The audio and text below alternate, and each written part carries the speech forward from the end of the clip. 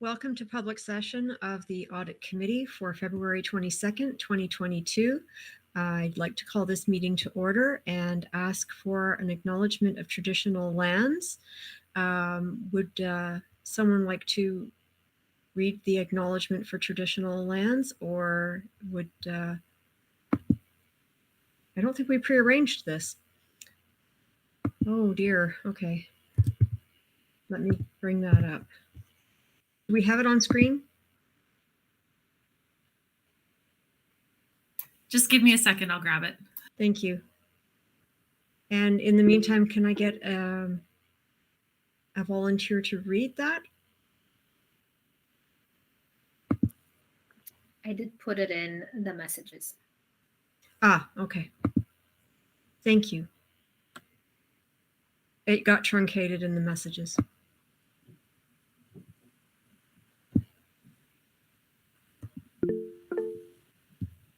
And Leah, are you volunteering? Perfect, thank you. Halton, as we know it today, is rich in history and modern traditions of many First Nations and the Métis. From the Anishinaabe to the Ottawandaron, the Haudenosaunee, and the Métis, these lands surrounding the Great Lakes are steeped in Indigenous history. As we gather today on these treaty lands, we have the responsibility to honor and respect the four directions: land, waters, plants, animals, ancestors that walk before us, and all the wonderful elements of creation that exist. We would like to acknowledge and thank the Mississaugas of the Credit First Nation for sharing their traditional territory with us. Thank you very much, Leah. That was lovely. I'm calling for declarations of possible conflict of interest. Does anyone have anything to declare? Seeing none, we will move on to approval of the agenda. Jean, would you like to make the motion for the approval? Yes, I would.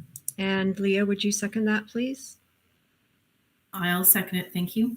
Thank you. Are there any comments or questions regarding the agenda? Seeing none, I note that Sana has joined us. So we now have all of our voting members present. And I will call the vote. All those in favor, please. Thank you. That's unanimous. Moving on to our ratification action items. We are looking to approve the Audit Committee meeting minutes from November 9th, 2021.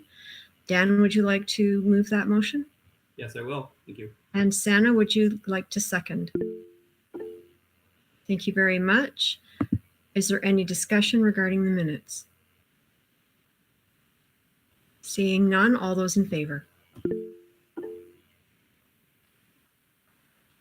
Thank you. That is unanimous. We will proceed with the approval of business transacted in private session. And I just need to open that one up. We do have a couple of motions. The first one being, be it resolved that the Audit Committee receive the Regional Internal Audit Status Update and for it to be included in the Audit Committee summary to the Board of Trustees. And I so move. Could I have a seconder for that motion, please? Dan? Is there any discussion regarding that motion? Seeing none, all those in favor?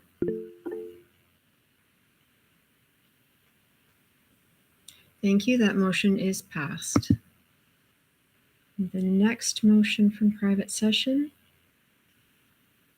that the Audit Committee approve the renewal of banking services agreement with the Royal Bank of Canada, RBC, for a new 5-year term from September 1, 2022 to August 31, 2027, and recommend to the Board of Trustees for approval. And I make that motion, and seconded by Jean. Is there any discussion regarding that motion? Seeing none, all those in favor? Thank you. That passes unanimously. And I believe that is the end of the private session motions. So we can move back into action items for public session. And first up is item 2.3.1, Regional Internal Auditor Status Report. And I would like to ask Andrea Altherington to introduce her report. Thank you very Dan, do much. you have a question or comment, or was that a vote? Sorry, I forgot to take it back down. My Okay, apologies. thank you. Just wanted to make sure. Thank you. Thank you very much. At the November Audit Committee meeting, I reported that the Regional Internal Audit team had shrunk to one, myself. I'm pleased to announce that we now have hired 3 additional staff members that have joined the Regional Internal Audit team in January. So we have Mohammed Alkan and Don Luce and Kathy DeLuca.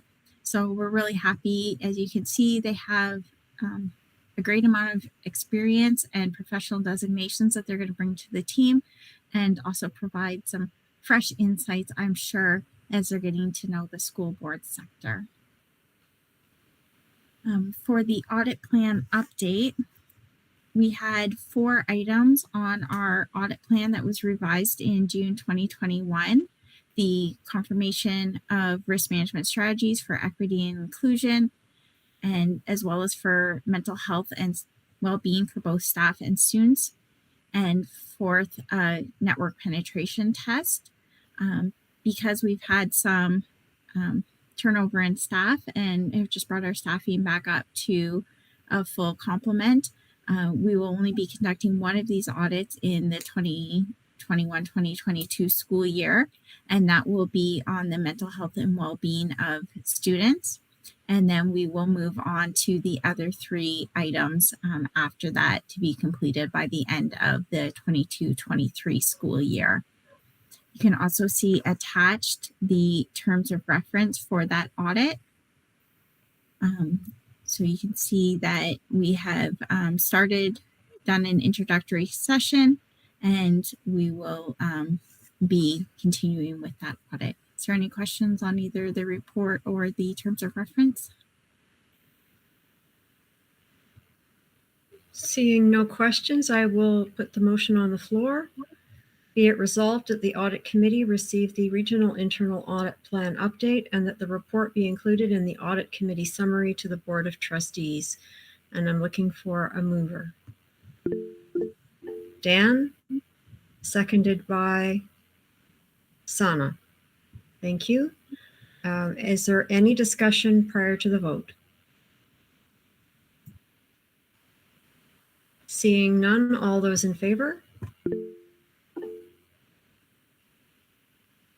Thank you. That passes unanimously.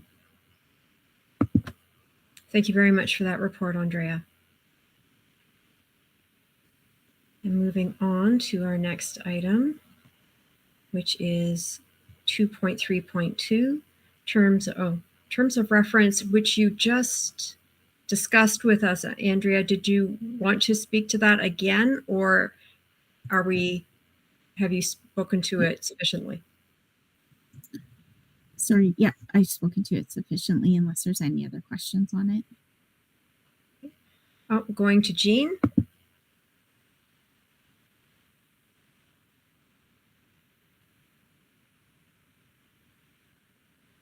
Jean? Yeah, sorry, I don't think I had taken my hand down from the last vote. Sorry. Oh, okay. So seeing no questions on that, we move forward with the recommendation for the external auditor. Sorry, Amy, Yes? I have a question. Oh, go ahead, Dan. I had my hand up there. Maybe not. Yeah, I was just curious. So a question through to Andrea. This is, I know at the time when we had proposed the audit plan, like we talked about, this sort of audit is really different from audits that we would normally do. Like there's no financial numbers involved in mental health. And so I'm curious, could you, I've read the terms of reference, but I'm curious, like what do we anticipate this will actually look like? And how, do you have a rough sense of how you will approach this audit and what we might expect to receive in terms of kind of a final report? I'm just trying to get a sense of what this might look like, because it is so much different than, looking at other sorts of financial risks. That's a great question. Thank you very much for that. So you're correct. This is more of a qualitative than a quantitative audit. So what I'm going to be looking at is the goals that have been put in place and how you're measuring achievement to those goals. So there are specific goals related to student health and mental well-being. So for instance, there's goals on wait times, and we've talked about that before, where how long until someone is referred, so we're looking at measurements for that and seeing improvements over time. We're looking at last summer there was a big concentration of group sessions and how that was communicated, the different ways that students are being informed that there are supports in place for them, whether it be through some poster campaigns, which I believe that the students took part in, so engaging them in it to hopefully reach out to them more. So it's going to be more about informing the audit committee of the steps that are being taken to reach those goals. It won't be as, like I said, quantitative where, you set a goal of reaching 50 students and you reach 50 students. It'll be more, what are the different strategies that are being undertaken, and are those being actively completed, and are you reaching those goals? For the recommendations, because I've just had one initial discussion so far and information's being gathered, I can't, I don't know what the recommendations at this point will look like. That's excellent. Thank you. Yeah, I'm really looking forward to seeing the results of this. Leah? Thank you, through the chair. To touch on the comment that was just raised by my colleague, I was also very interested to hear whether there will be any kind of approach in the selecting of samples, whether there's any, I want to say, priority ranking or a targeted demographic, a demographic target that you'll be looking at. Because I'm sure that there are probably specific regions that are experiencing a greater uptake of concern, and whether that would be considered in the criteria as you approach this. So, like I said, I've just had one discussion so far, and they're gathering information for me to be able to review. So I haven't seen that data yet on if they're focusing on specific geographical areas, but I will keep that in mind as I look at the information going forward. That's good information to have. But I think they're trying to reach out and focus their efforts on where the most need would be. If I may have a follow-up. Yes, thank you. I'm really interested in maybe not like the sampling that we're prioritizing communities or schools that are most stressed. I'm not looking for one from every school. I'm looking for, knowing who's at most risk, and have we taken their concerns into a consideration? Because certainly looking at every school may not give you, the outcome that we're hoping to know. We want to know what are, where are communities that are struggling the most. Those are really important. I think we need to put those as a priority. That would be my preference, because I think we would know, are we helping them?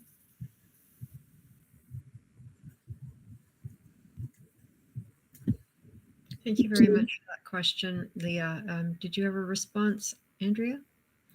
Just that I've noted it down, and as I work through the audit, I will be keeping that in mind for the way that the supports are being focused.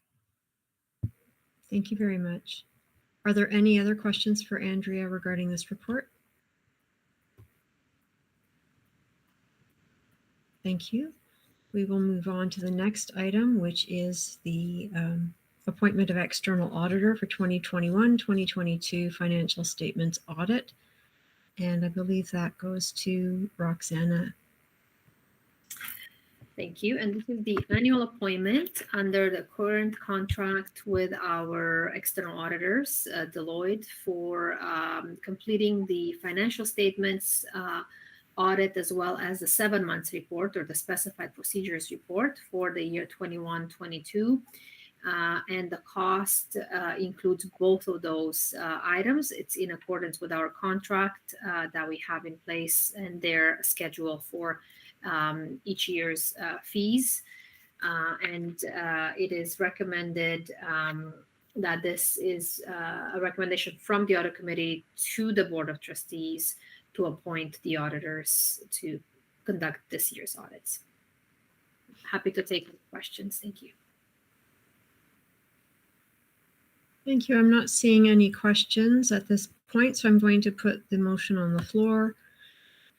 Be it resolved that the Audit Committee recommend to the Board of Trustees the appointment of the external audit firm Deloitte LLP to perform the annual financial statements audit and the specified procedures report for the 2021-2022 fiscal year at a cost not to exceed $78,960 plus HST. And can I have a mover, please? Jean, seconded by Dan. Thank you. And now opening for debate, if there is any.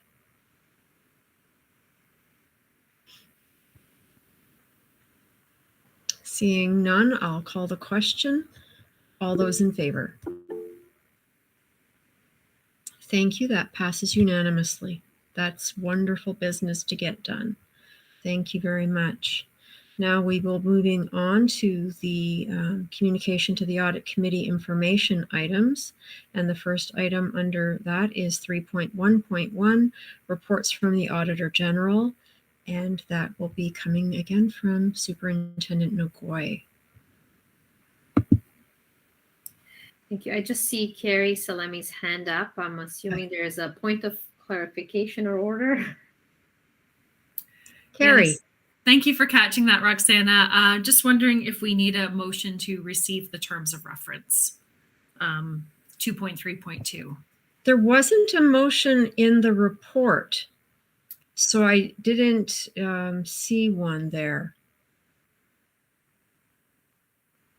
We could definitely have a motion to receive the terms of reference. I just didn't see one attached to the report.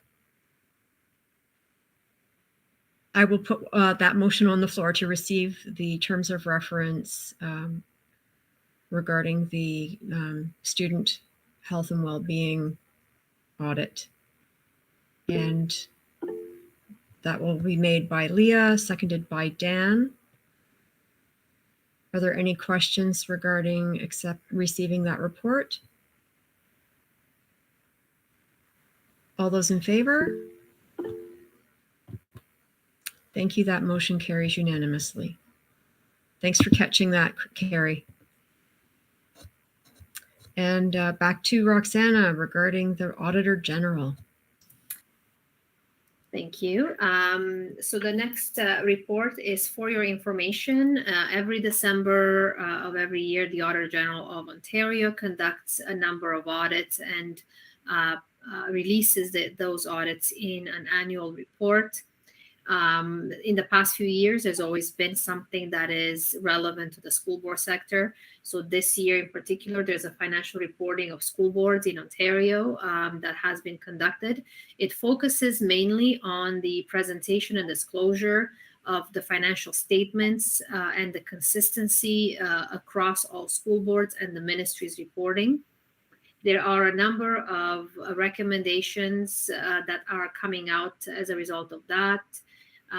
Mainly in adding on a few no disclosures to the financial statements, as well as splitting up the grants that we receive from the province of Ontario, so the grants for student needs, between the proportion that is provincial and the proportion that is municipal through the educational levies. Those are probably the main ones. We have reviewed this with our team and our external audit partner, Lillian, and we are looking forward to see what the ministry's templates are going to be looking like for the current year.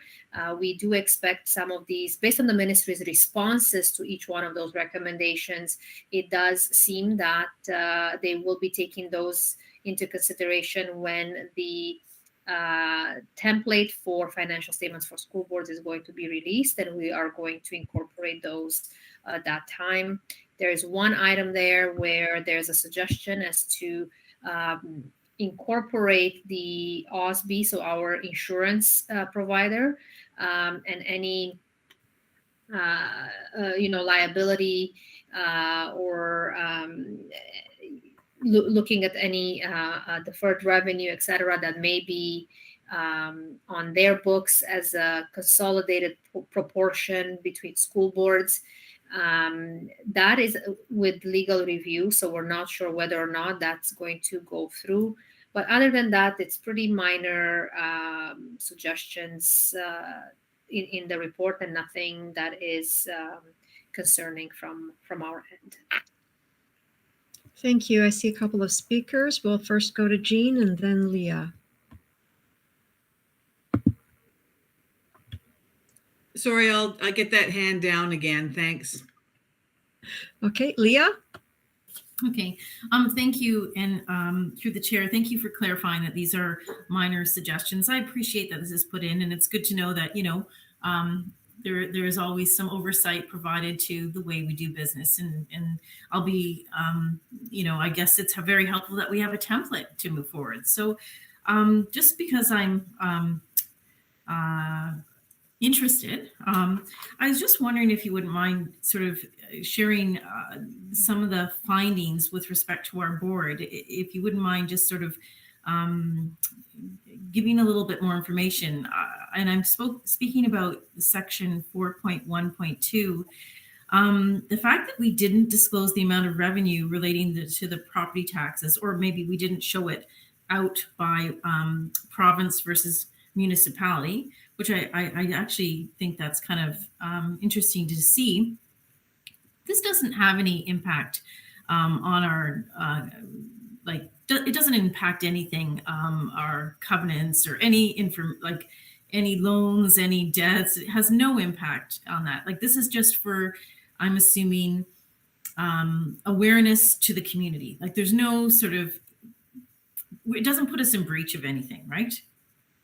We don't need to reissue them, is I guess what I'm asking. Thank you for that question. No, we do not need to reissue them. So it's not a matter of not having all the revenue stated.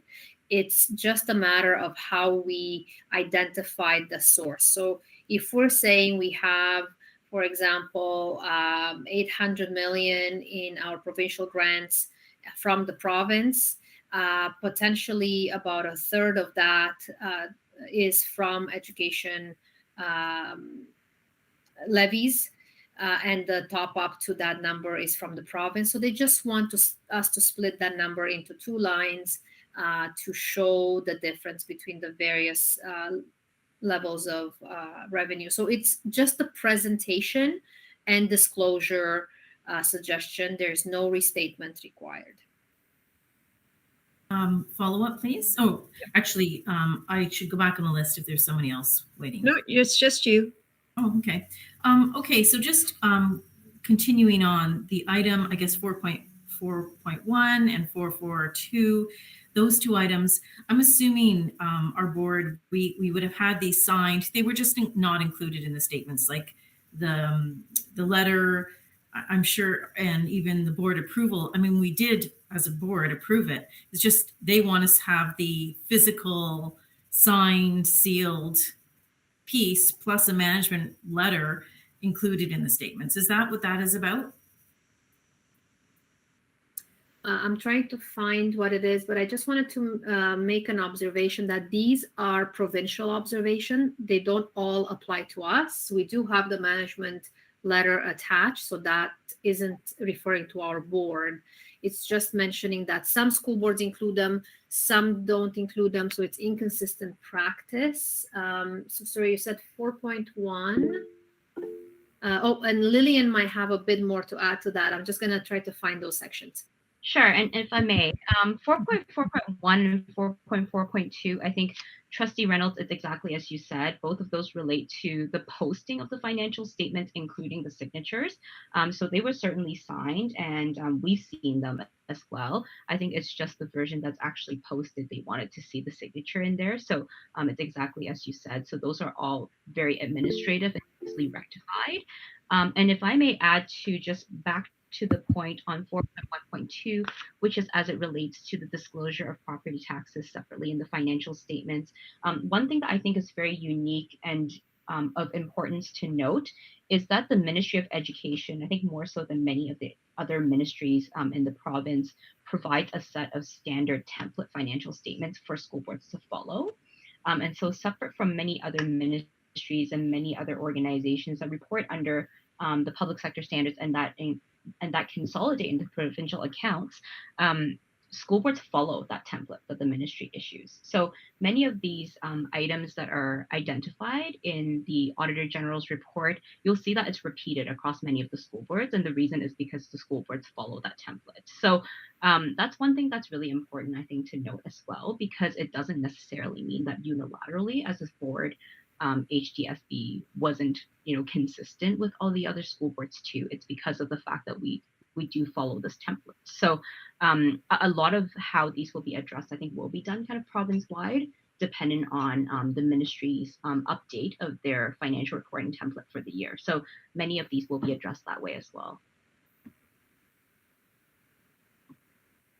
Thank you.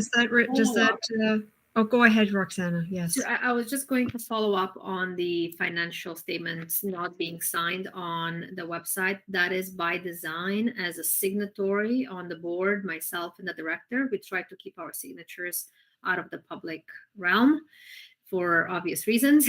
Although we're moving away from checks and things like that, it was on purpose that we felt that potentially we can say it's digitally signed, but not actually put the signature, something where we acknowledge it's been signed. So we have a signed copy, but we have on purpose not posted the fully executed signed copy.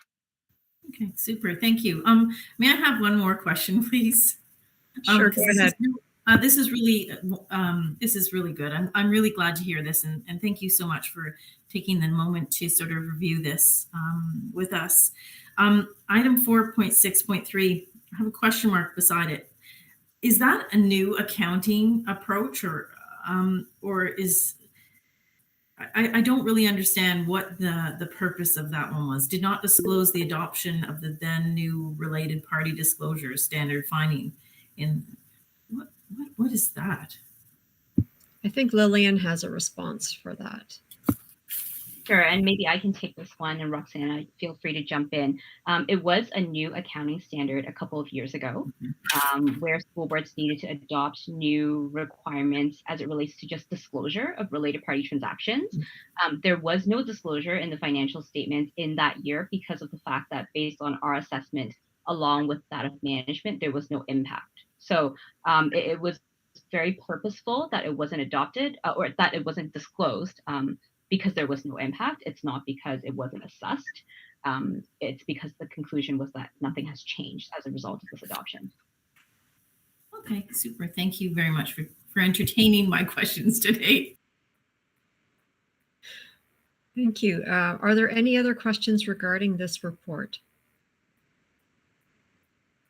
Seeing none, we will move on to 3.1.2, Board Report on Budget Development and Schedule. And I guess we're going back to you, Roxana. It's the Roxana show. I need extra water. So this is for the information of our external members and the public. It's the board report that kicks off the budget development for next year, for the 22-23 school year. That was presented at the last board meeting. And it's now dated, I will say, which it doesn't usually happen that often, but we do have a very much updated provincial perspective than what's included in this report. A lot of the questions that we're asking here that we are saying that it's unknown in terms of what to expect for the timed investments, the learning models, etc. All of that has now been answered with the release of the grants for student needs. We are looking at a very similar year next year as it is this year. So there's been mention of 2 models of learning, the COVID priorities and partnership funds that were timed investments to support students and schools with additional staffing is going to be extended 1 year. The student supports that were tied to collective agreements that were set to expire are going to be funded for 1 more year to allow negotiations to complete, and whatever the outcome of that may be will be reflected in the future year. So timed investments, we are seeing most of what we've seen this year, not quite 100%, but we are seeing most. Some of them are moving into the GSN, so we don't know what our table amount is yet. We're still waiting for the forms and additional information. So a lot of our uncertainties for next year have been answered, and we're working with this new information to change our staffing, to work on our models. And we'll come back in April to the board with additional information and a much more fulsome analysis of our base budget and where we are and what we're looking at in terms of dipping into our reserves to complement these investments if we need to, and further support our multi-year plan. Also keeping in mind our corporate risk profile and where we need to divert additional supports in order to reduce our exposure to certain risks. And I believe after this, we do have just the key timelines for the budget process. And as information is going to be delivered to the board, even though we don't have another audit committee meeting, we will update the links, and they are also on our website. We post them after the meeting, after each meeting.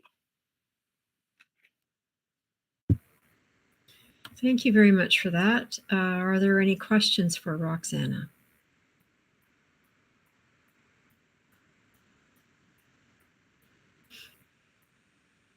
I have to say, Roxana, you always give a very detailed and well laid out report. It's so easy to follow. I'm not surprised that there are no questions. You have spoken to the timelines for the budget, which I think provides so much detail that we should be able to almost cross them off on a daily basis. Okay. Seeing no questions, the very final item is the timelines for financial reporting. And once again to you, Roxana. Thank you. And so these are the remaining dates for the current year, looking at our March reporting as well as the financial statements for the current year going into November. And then the next one is looking at next year's dates. So the development of the budget starts now with February. The report that we just discussed is being linked, as well as the presentation that was provided to the Committee of the Whole, where we are having our more wholesome discussion on the budget. It's more of a working group and an ability for the trustees to go through things in more detail. So that presentation has been linked here as well. Now the timelines, we were looking at a draft budget to the board on June 1st and approval on the 15th. Certainly through April, the more information we have, it all depends when the ministry forms come out and we're able to put everything in to see where we are. But if we do have information earlier, we will certainly try to provide that to the board more timely than the original schedule that we've had before we knew that the grants will be released on February 17th. Thank you so much. Are there any comments or questions about this report? Okay, seeing none, I'm going to ask Carrie if we have any public questions and answers today.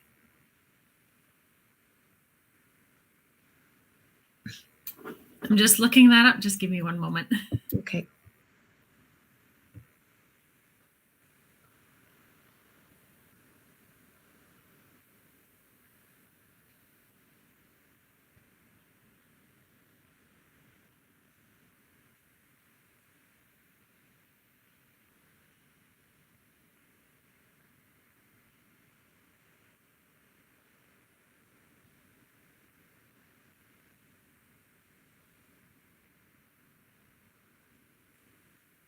Okay, officially, there are no responses or questions. Thank you. So then at this time, we do need to go back into private session for our in-camera sessions. So I'm thinking that the right procedure for us is to go fully back into private session and then go out into the breakout rooms, then resume private to close down private, and then come back to public to adjourn. Is that following the right process? Do I have it all? Because there's a lot of little pieces there.